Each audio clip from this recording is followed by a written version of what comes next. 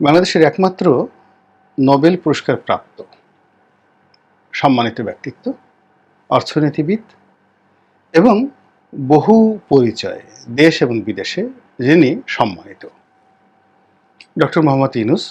তার বিরুদ্ধে 200 মামলা দায়ের করা হয়েছে এবং 200 মামলার যে দায় এবং দায়িত্ব মাথায় নিয়ে তিনি অনবরত কোর্ট কাছারিতে সময় পার করছেন। এখন যে গরম, প্রচণ্ড গরম, 42 ডিগ্রি সেন্টিগ্রেড, এবং বাংলাদেশের 42 ডিগ্রি সেন্টিগ্রেড এটি মোটামুটি সৌদি আরবের 55 ডিগ্রি সেন্টিগ্রেড তাপমাত্রার চেয়েও ভয়ঙ্কর।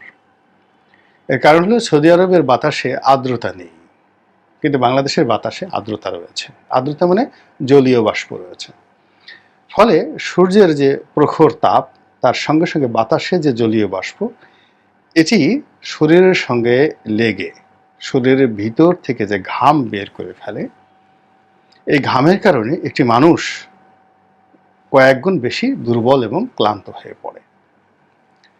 এবং এই দুর্বিষহ গরমের কবলে পড়ে যারা একেবারে যৌবনবতী, যাদের বয়স, নারীদের বয়স, যাদের বয়স ধরুন 18 থেকে একেবারে 35-এর মধ্যে, টকবগে তরুণী। আমি তরুণী বললাম আগে যে তরুণীদের শরীরে চর্বিটা বেশি থাকে, এনার্জিটা বেশি থাকে। আর অন্যদিকে যারা একই বয়সের তরুণ, তারাও এই রৌদ্রের মধ্যে ঘন্টাখানেক ঘোরাফেরা করলে কিংবা সিঁড়ি বেয়ে উপরে উঠলে, কোনো ক্রাউড মানে ভিড়ের মধ্যে গিয়ে বসে থাকলে অনেকেই জ্ঞান হারিয়ে ফেলবেন। তো এরকম একটি অবস্থার মধ্যে যারা কাজ করছেন, শ্রমজীবী মানুষ, তারা যে কতটা কষ্টের মধ্যে আছেন একমাত্র আল্লাহ রাব্বুল আলামিন জানেন। আর যারা এয়ার কন্ডিশনের মধ্যে থাকেন, ভালো খাবার দাবার খান, মন্ত্রী এমপির পর্যায়ে আছেন, সচিবের পর্যায়ে আছেন, তাদেরকে মোটামুটি 15-20 মিনিট গুলিস্তান মোড়ে যদি ছেড়ে দেওয়া হয়, চারিদিকে যে দুর্বিষহ তাপ উত্তাপ রয়েছে, 10-15 মিনিটের মধ্যেই মোটামুটি তার অবস্থা খারাপ হয়ে যাবে। আর যদি কোনো কোর্ট, ঢাকার কোনো কোর্টে কাছারিতে, যেখানে ইউনূস সাহেব ঘোরাফেরা করছেন, এখানে যদি এরকম দুলালদেরকে বা আলালের ঘরের দুলালদেরকে, আদরের দুলালদেরকে এইভাবে ঘণ্টাখানিক টানা হেঁচড়া করা হয়, তাহলে তারা বুঝতে পারবেন যে জীবন কত নিষ্ঠুর এবং নির্মম। তো একজন 80-র ঊর্ধ্ব, প্রায় 85-86 বছর যার বয়স, এরকম একজন সম্মানিত মানুষ, যিনি অনেক দিন যাবৎ সুখে আছেন, শান্তিতে আছেন, তার শরীর ঠিক শীততাপ নিয়ন্ত্রিত পরিবেশে দেশ বিদেশের সবচেয়ে ভালো একটি জায়গাতে অভ্যস্ত হয়ে পড়েছে, সেই মানুষটিকে এখন 200 মামলা মাথায় নিয়ে এইভাবে ঘুরতে হচ্ছে। এবং তিনি যে এখনো পর্যন্ত বেঁচে আছেন, সুস্থ আছেন, কথা বলতে পারছেন, এটি আমার কাছে একটা বিস্ময়কর ব্যবস্থা। তিনি এই মামলাগুলো মোকাবেলা করে আদৌ বেঁচে থাকবেন কিনা, টিকে থাকবেন কিনা, তার পরিণতি কি হবে এবং কতদিন তিনি থাকবেন, বিজয়ী হবেন না পরাজিত হবেন, এটি আল্লাহ রাব্বুল আলামিন জানেন। কিন্তু এখন যা কিছু হচ্ছে, এটি ইতিহাস হয়ে থাকবে এবং ইতিহাসের কলঙ্ক হয়ে থাকবে, এটি আমি নিশ্চিত।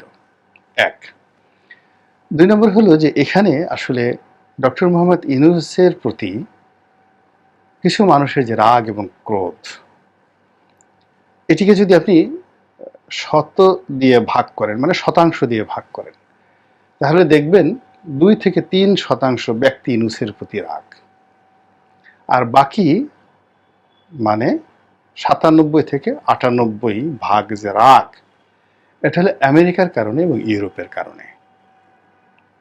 এর নেপথ্যের যে কারণ, সেটি হলো ডক্টর মোহাম্মদ ইউনূসকে ইউরোপ এবং আমেরিকা মাথায় করে যেভাবে নাচে, বিশ্বের বিভিন্ন রাষ্ট্রপ্রধান, সরকার প্রধান যেভাবে তাকে মাথায় করে নাচে, এটি ডক্টর ইউনূসের যারা বিরোধী পক্ষ, তাদের দেখলেই, এই দৃশ্য দেখলেই গা রি রি করে ওঠে, মেজাজ গরম হয়ে যায়, নিয়ন্ত্রণ হারিয়ে ফেলে অনেকে নিজের প্রতি নিজের।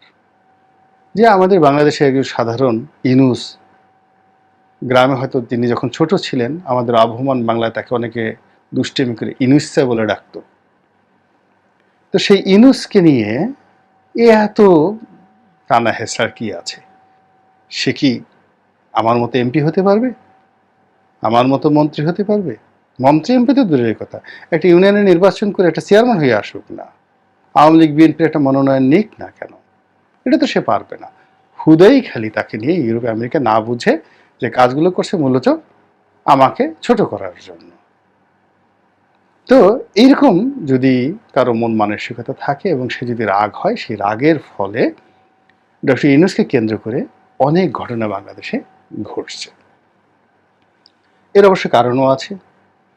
Barack Obama, Bill Clinton, Joe Biden, mister Blinken, Hillary Clinton, Michelle Obama থেকে শুরু করে আমেরিকার যত রকম সেলিব্রিটি রয়েছে, সরকার পক্ষের এবং বিরোধী পক্ষের, ইউনূসের নামে পাগল। আফ্রিকাতে যান, ইউনূসের নামে পাগল। সেটা সিলভিও মুসেভেনি বলেন, পল কাগামে বলেন, কিংবা অন্য কোনো স্বৈরশাসক বলেন, সেখান থেকে শুরু করে দক্ষিণ আফ্রিকার জ্যাকব জুমা, কিংবা আপনি যদি আর্জেন্টিনাতে যান, ব্রাজিলে যান, সেখানে দেখবেন যে ডক্টর ইউনূসকে নিয়ে কি মাতামাতি। সিলভা ডি লুলা, ব্রাজিলের যে প্রেসিডেন্ট, তিনিও তার জন্য পাগল। বিশ্বের যে সকল নামকরা ফুটবল ক্লাব রয়েছে, ফিফা রয়েছে, বিশ্ব ফুটবল ফেডারেশন যেটা, সেটা রয়েছে, ডক্টর ইউনূসের নামে পাগল। সৌদি বাদশাহ সালমান, তার সন্তান মোহাম্মদ বিন সালমান পাগল। নরেন্দ্র মোদী পাগল। মাহাতির মোহাম্মদ পাগল। চীনের প্রেসিডেন্ট ডক্টর ইউনূসের জন্য পাগল। তো এই জিনিসগুলো যে হচ্ছে, হওয়ার ফলে কি হচ্ছে, ডক্টর ইউনূস নিজের অজান্তেই বহু মানুষের টার্গেট হয়ে পড়েছেন।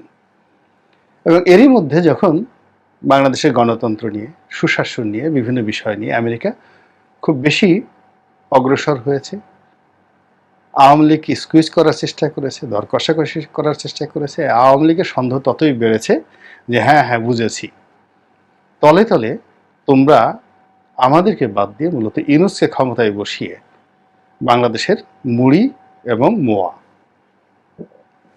সবগুলি একসঙ্গে খেতে চাচ্ছ, ঘোল মাখন ছানা একসঙ্গে খেতে চাচ্ছ। আমরা তো সে সুযোগ করতে দেব না। তোমাদের কত ক্ষমতা আছে আমরা একটু দেখাই দেবো, হাড়ে হাড়ে তোমাদেরকে দেখিয়ে দেবো, দেখি কি করতে পারো।